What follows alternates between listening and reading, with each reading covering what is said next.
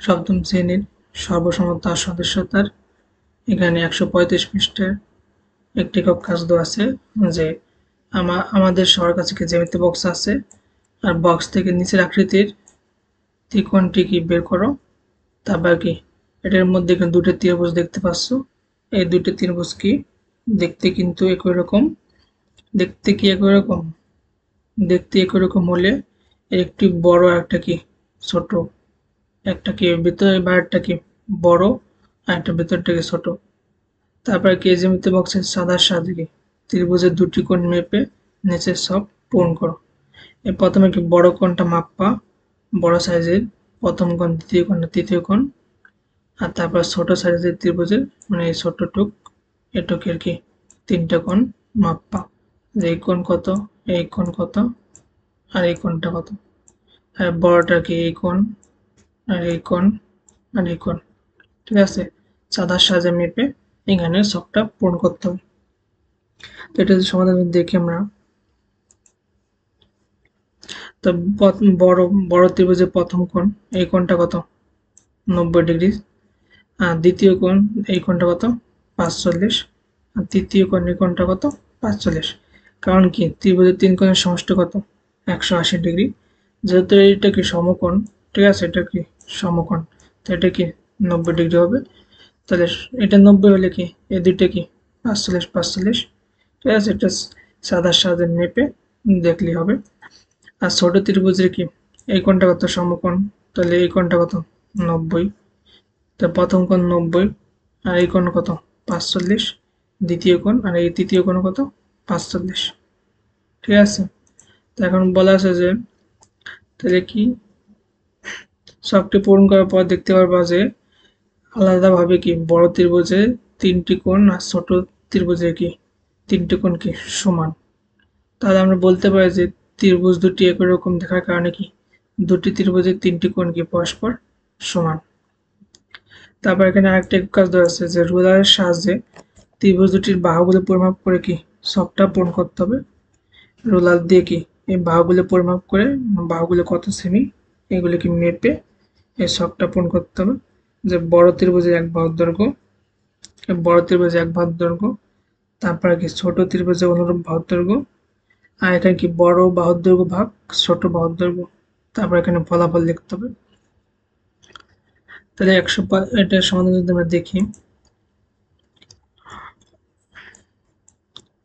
তো বড় ত্রিভুজের এক বাহুর দৈর্ঘ্য কত, এখানে 9.5, তোমরা এখানে সুন্দরভাবে মেপে দেখবা যে কত আসে 9.5, আর একটা কত 9.5, আর একটা কত 13.5, এই দুইটাই কত 9.5, ঠিক আছে, আর বড়টা কত আসবে 13.5।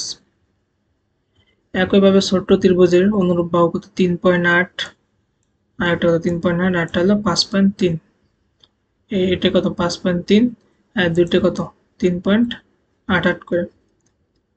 তো এখন আমরা ভাগ দিই যে বড় বাহুর দৈর্ঘ্য ভাগ কত, এখানে ভাগ বড় বাহুর দৈর্ঘ্য ভাগ কত ছোট বাহুর দৈর্ঘ্য, তাহলে 9.5 ভাগ কত 3.8, ভাগ দিলে ফলাফল আসবে কত 2.5। একইভাবে এই বাহুর দৈর্ঘ্য ভাগ কত এই বাহুর দৈর্ঘ্য দিলেও 2.5, আর 13.5 ভাগ কত 5.3, এই দুটো ভাগ দিলে কত আসবে 2.5। ঠিক আছে, তারপর বলা আছে যে ছকের ফলাফল থেকে কি আমরা কি সিদ্ধান্ত আসতে পারি তা লিখতে হবে।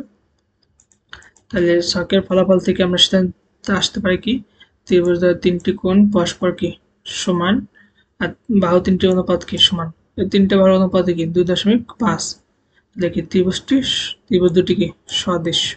ঠিক আছে,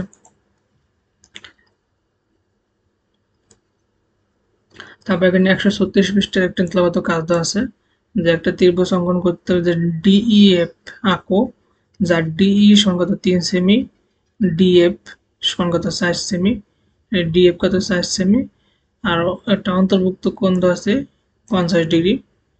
ঠিক আছে, তোমরা স্কেলে প্রথমে 3 সেমি নিবা, এটা এমন করো 3 সেমি নিলা, তারপর কত আর একটা নিবা কত 4 সেমি, ঠিক আছে 4 সেমি, আর কোণ নেবা 50°। ঠিক আছে, তারপর যে কোনো রশ্মি নেব এখান থেকে, যে কোনো রশ্মির ক্ষেত্রে ডিই, এই ডিই সংখ্যা তো 3 সেমি কেটে নেবা, এই ডিই সংখ্যা তো 3 সেমি কেটে নেবা। তারপর কি, তারপর হলো আরেকটা বাহুমার করে ডিএফ, এখানে এই ডি বিন্দুতে কোণ অঙ্কন করবা যে ইডিএফ, এখানে কয় ডিগ্রি, 50 ডিগ্রি, মনে করি এটা 50 ডিগ্রি, 50 ডিগ্রি অঙ্কন করবা, ঠিক আছে, সুন্দর।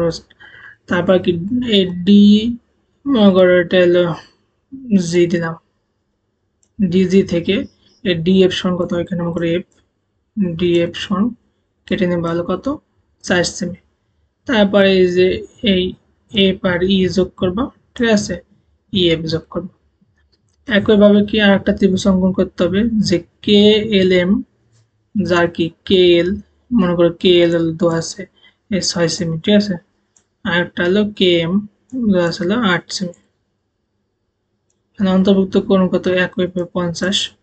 একইভাবে এখানেও কি যে কোনো রশ্মি নেবা, তারপরে কে এল থেকে কত 6 সেমি কেটে নেবা, তারপরে কে বিন্দু থেকে এল কে এম সমান কত 50 ডিগ্রি অঙ্কন করবা, কাটা কম্পাস দিয়ে বা সাদা দিয়ে যাই দিয়ে আঁকো। তারপর এখান থেকে কে এম সমান কত 8 সেমি কেটে নেবা, তারপরে এম এল যোগ করে দিলে হবে। তাহলে কি এখানে বলা আছে, তারপর যে এরকম ভাগল অনুপাত নাও কোণগুলো পরিমাপ করে দেখো ত্রিভুজ দুটি কি সদৃশ। তাহলে আমরা সদৃশ্যতার শর্ত পাইছি কি, যে যদি একটি ত্রিভুজের দুই বাহু অপর একটি ত্রিভুজের দুই বাহুর সমানুপাতিক হয় আর তাদের মধ্যাকার কোণগুলো যদি পরস্পর সমান হয় তাহলে কি ত্রিভুজ দুটি সদৃশ হবে। তারপর আবার আরেকটা সুবিধা আছে যে যদি একটি ত্রিভুজের তিন বাহু অপর একটি ত্রিভুজের তিন বাহুর সমানুপাতিক হয় তাহলে কি, তাহলে ত্রিভুজ দুটি কি হবে, সদৃশ। তারপর এখানে দলগত কাজ 2 এ একইভাবে কি দুইটা কোণ দেওয়া আছে যে এবিসি ত্রিভুজ, একটা এবিসি একটা ত্রিভুজ অঙ্কন করতে হবে, আর বিএসসি সমান কত 48 ডিগ্রি দেওয়া আছে, এই কত 48 ডিগ্রি, আর এবিসি সমান কত, এবিসি সমান কত 75 ডিগ্রি, ঠিক আছে, দুইটা কোণ দেওয়া আছে। প্রথমে চাঁদার সাহায্যে মেপে দুইটা কোণ নেবা মনে করো, ঠিক আছে, দুইটা কোণ নিয়ে তারপর অঙ্কন করবা। তারপর একটা ত্রিভুজ অঙ্কন করতে হবে এল এম এন, যার কি এম এল এন সমান কত 48, এটা 48 আর এটা কত 75, এটাও কি সেম, সাদার সাথে দুইটা কোণ নিয়ে অঙ্কন করে মনে করো, তারপর কি এইটা আঁকবা ত্রিভুজটা, ঠিক আছে, এটা 48 আর এটা কত 75। এখানে মনে করো যে কোনো একটা রশ্মি নিলাম এখানে, তারপরে এল বিন্দুতে কত এই 48 ডিগ্রি অঙ্কন করলাম, যে এম এটা এল, এখানে 48 ডিগ্রি অঙ্কন করলাম আবার। এখানে মনে করো একটা কোণ অঙ্কন করলাম যে এখানে কত সাদা দিয়ে বা কাটা কম্পাস দিয়ে যাই হোক, এখানে কত 48 ডিগ্রি, আর এই এম বিন্দু থেকে একইভাবে 75 ডিগ্রি একটা কোণ অঙ্কন করলাম, 75 ডিগ্রি। এখন কি এই দুইটা রশ্মি কি একটা নির্দিষ্ট বিন্দুতে এখানে মনে করো এন বিন্দুতে ছেদ করছে। তাহলে কি তারপরে বলা আছে যে ত্রিভুজে একই রকম বাহুর অনুপাত নাও আর কোণগুলোকে পরিমাপ করে দেখো যে ত্রিভুজ দুটি কি সদৃশ কিনা, ঠিক আছে। এই 48 আর 75 এই দুইটাই কি বাহুগুলোর অনুপাত নিবা, অনুপাত নিয়ে দেখবা যে অনুপাত কি একই কিনা আর কোণগুলো কি অনুপাত সমান কিনা বা কোণগুলো একই কিনা, কোণগুলো তো একই। তাহলে কি ফলাফল থেকে আমরা সদৃশতার তৃতীয় শর্তে পৌঁছাতে পারি যে যদি একটি ত্রিভুজের দুটি কোণ অপর একটি ত্রিভুজের দুটি কোণের সমান হয় তাহলে কি ত্রিভুজ দুটি সদৃশ হবে।